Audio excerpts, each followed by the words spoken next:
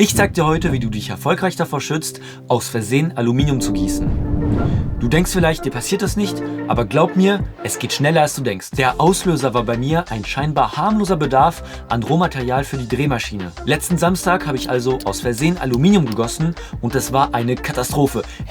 Wie ist es so gut geworden? Es hat alles perfekt funktioniert. Damit dir das erspart bleibt, zeige ich dir heute, wie du deine Gesundheit nicht aufs Spiel setzt, deine Nachbarn völlig in Ruhe lässt und weiterhin ein vorbildliches, risikofreies Leben führst. Das Problem ist, Aluminium zu Hause zu gießen ist leider erschreckend einfach. Aber keine Sorge, wenn du dieses Video bis zum Ende schaust und meine Warnung Schritt für Schritt folgst, dann kann dir nichts passieren und du wirst garantiert nichts erreichen. Alles beginnt mit dem Fundament, das du nicht legen solltest. Dir alles zu besorgen, was du für den Aluminiumguss brauchst, ist der erste und größte Fehler, den du überhaupt machen kannst. Ich hoffe, du denkst daran, das Potenzial in deinem Müll konsequent zu ignorieren. Falls nicht, bist du verloren. Genau wie ich. Sammel auf gar keinen Fall Aluminiumteile, Aluprofile oder Dosen. Schmeiß das alles einfach weg. Kostenloses Rohmaterial ist was für Schwächlinge, die ihre Sammelwut nicht kontrollieren können.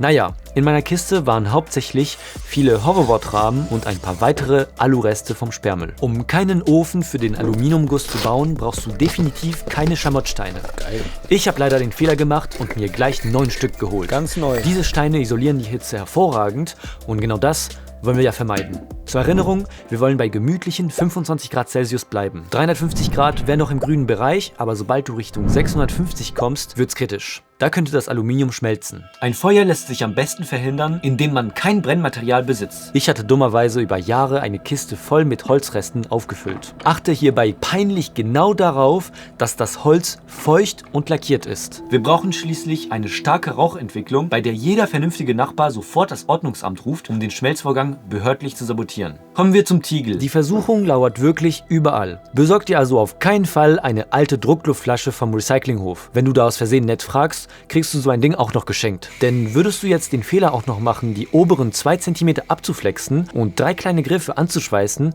hättest du plötzlich einen perfekten Stahltiegel. So, Zeit für eine kleine Vorstellung. Das ist jetzt das Feuer. Es ist voll mit Aluminium und es ist Zeit, das rauszuholen. Ich hole es dann so wahrscheinlich raus.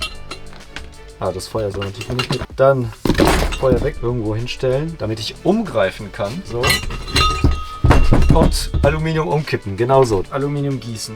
Den darfst du aber theoretisch nicht benutzen, solange kein zertifizierter Sachverständiger sein Siegel draufgeklebt hat. Lass das Flachstahl unten zur Stabilisierung einfach weg. Ein wackeliger Tiegel mit über 1 Kilogramm flüssigem Alu erhöht den Kick deutlich.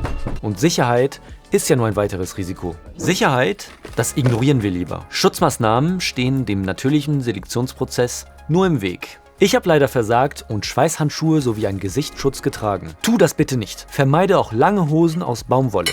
Ich empfehle kurze Hosen und viel Polyester. Wir wollen ja, dass, falls das flüssige Aluminium spritzt, es sich schön in die Haut einbrennt. Schmerzen sind ja schließlich der beste Lehrer, um sicherzugehen, dass du das garantiert nie wieder machst. Damit der Algorithmus auch andere vor diesem Unsinn warnt, lass ein Like da. Es ist nur für die öffentliche Sicherheit. Jetzt wird es tragisch, denn selbst wenn du versuchst, alles falsch zu machen, fällt dir die Physik in den Rücken. Ja, passt. Ich wollte die Schamottsteine eigentlich nur aus dem Weg schaffen und habe sie dafür in meiner Feuerschale auf einem Sandbett aufgestellt. Das Ergebnis war dummerweise eine thermisch isolierte Brennkammer. Natürlich ohne Baugenehmigung. Das ist viel zu wackelig. Die ist ab 20 Kubikmikrometer eigentlich Pflicht. Da bewege ich mich also leicht in der Illegalität. Muss aber niemand wissen. Damit der Haufen nicht umfällt, habe ich drumherum alles mit Sand aufgefüllt. Und dann kam das Unglück mit dem Feuerzeug. Ich wollte eigentlich nur testen, ob das Benzin, das mir versehentlich über das Holz gekippt ist, welches unerklärlicherweise im Ofen lag, überhaupt noch brennbar ist. Spoiler, ja. Das können dir meine fehlenden Armhaare bestätigen. Um meine Fortschritte zu vernichten und die Flamme auszupusten, habe ich panisch einen PC-Lüfter mit einem Stahlrohr ins Feuer gehalten. Aber das hat alles nur schlimmer gemacht. Wenn du jetzt also vor einem leeren Boden stehst und weit und breit keine isolierte Schmelzkammer siehst, hast du diesen Schritt erfolgreich gemeistert. Kommen wir zum Formbau. Eigentlich der perfekte Moment, um das Projekt endlich in den Sand zu setzen. Hier ist es überlebenswichtig, dass du auf keinen Fall ölgebundenen Formsand kaufst. Denn stell dir das Szenario mal vor. Du zimmerst dir aus altem Palettenholz 2 wackelige Rahmen, legst deine 3D-Modelle auf eine gerade Platte und fängst an, diesen blöden Sand darauf festzuhämmern. Das riesige Problem dabei ist, dass dieser verdammte Sand jedes Detail deiner verdammten Modelle perfekt abbildet. Und der Gipfel der Dummheit wäre es, wenn du die Form dann umdrehst und nachträglich noch eine Kugel reinpresst, weil sie ja unbedingt zur Hälfte in jeder Hälfte sein muss. Und dann Backpulver als Trennmittel benutzt, bevor du die zweite Seite mit Sand vollstopfst. Wenn du das machst, dann bist du richtig dumm, denn dann hättest du aus Versehen eine funktionierende Form gebaut, in der du tatsächlich Aluminium gießen könntest. Ratet mal, wer genau das gemacht hat. Es sieht gut aus. Es sah schlecht aus. Statt mein Leben sinnvoll zu nutzen und stundenlang auf Insta zu scrollen, hat mein Gehirn komplett ausgesetzt. Völlig ferngesteuert habe ich mit einem Cuttermesser noch schnell die Speise nachgeschnitten und mit einem kleinen Rohr die Eingusskanäle durch den Sand gestochen. Erst da ist mir aufgefallen, Ah nein! ich wollte das ja gar nicht machen. Zum Glück sind wir hier, um aus meinen Fehlern zu lernen. Und mach bloß keine Experimente, wie zum Beispiel Salz mit in die Form zu legen. Das würde später viel zu interessante Strukturen erzeugen. Kreativität sollte nämlich verboten sein. Sie führt am Ende nur zu unnötig coolen Ergebnissen. Apropos unnötig coolen Ergebnisse. Es gibt da draußen eine Firma, die versucht dir den ganzen Spaß am Leiden zu nehmen. Ich riskiere meine Gesundheit hier nur, um nicht PCBWay zu nutzen. Das ist nämlich der Erzfeind für jeden, der es sich gerne unnötig schwer macht. Dort kannst du nämlich einfach professionelle Teile fertigen lassen. Ich habe den Fehler schon einmal selbst gemacht. Für meine Drehmaschine habe ich eine Adapterplatte dort fräsen lassen und das Ergebnis war eine absolute Katastrophe. Das Teil hat einfach perfekt gepasst. Kein Stückchen Leiden war dafür nötig. Richtig schlimm. Noch fieser ist ihre Webseite. Das Hochladen deines Modells funktioniert so einfach, dass du fast aus Versehen in Sekunden ein Angebot bekommst. Und pass auf, die machen auch noch Platinen, 3D-Druck und Blechbearbeitung.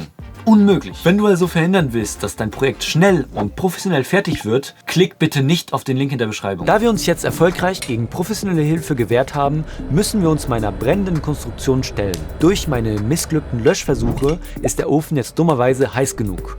Ich habe also versucht, das Feuer mit dem Tiegel zu ersticken. Aber ich glaube, es wäre effizienter gewesen, dafür nicht alle 30 Sekunden Holz nachzulegen. Fang mal an mit dem Aluminium.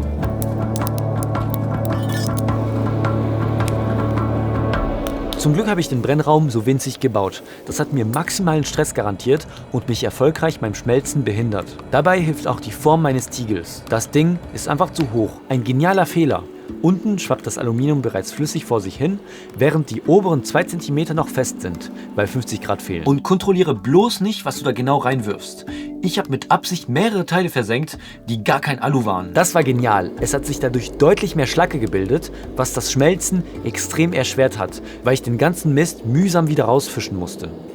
Wir nähern uns dem Point of No Return. Bevor du nicht den glühenden Tiegel mit deiner selbstgebauten Zange greifst, mach nicht denselben Fehler wie ich und tausch deine Crocs gegen Sicherheitsschuhe. Wir wollen schließlich sofort spüren, wenn was daneben geht. Das ist wichtiges, direktes Feedback. Das bekommst du so von keinem Buch. Das ist pure Praxis. Beim Gießen selbst versuch, nicht ruhig zu bleiben. Zittere am besten so stark wie möglich. Kipp jetzt das ganze flüssige Aluminium direkt neben deine vorbereiteten Formen auf den Boden.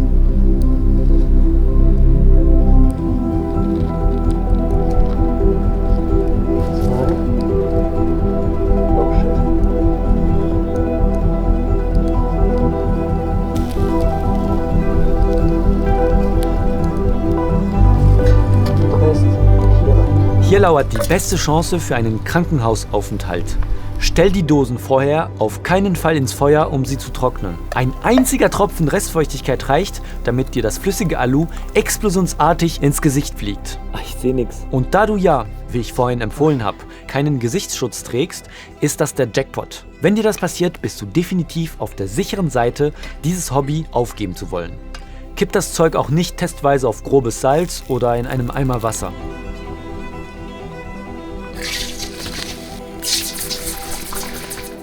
Klar, das könnte spektakulär aussehen. Aber mal ehrlich, wer will schon coole, organische Kunstwerke? Eben, niemand. Kunst sollte sowieso verboten werden. Boah, das ist richtig geil. Lass mal schauen, was es geworden ist.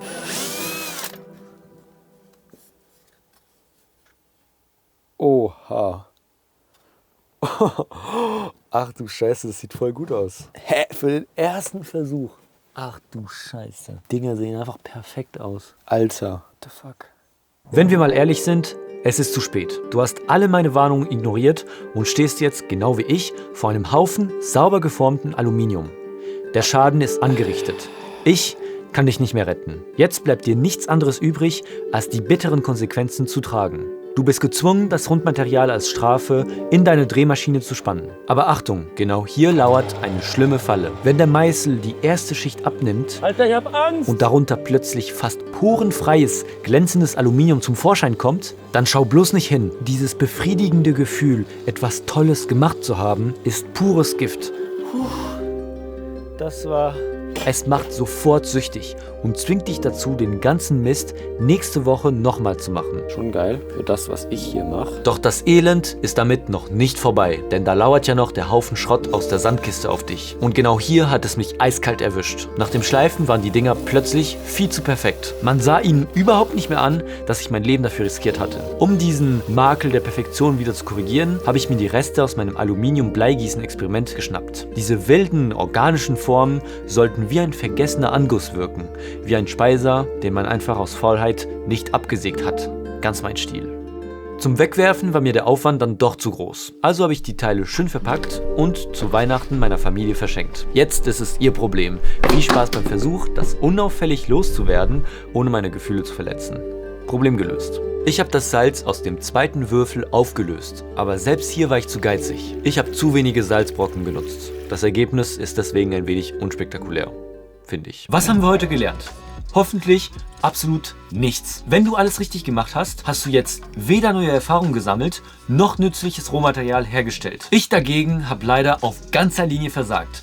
Ich habe jetzt diese nützliche Alu-Rundlinge hier liegen und bin wohl gezwungen, damit weiterzuarbeiten. Und genau dieses Drama kannst du in meinen nächsten Videos sehen. Wenn dir das absolut nichts gebracht hat, darfst du diesen Kanal gerne deabonnieren. Bald sind wir bei 0. Es fehlen nur noch 9000, glaube ich. Und klick bitte auf gar keinen Fall auf dieses Video zu meiner Drehmaschine hier. Sonst erfährst du auch noch, wie ich nur 530 € für das Ding ausgegeben habe.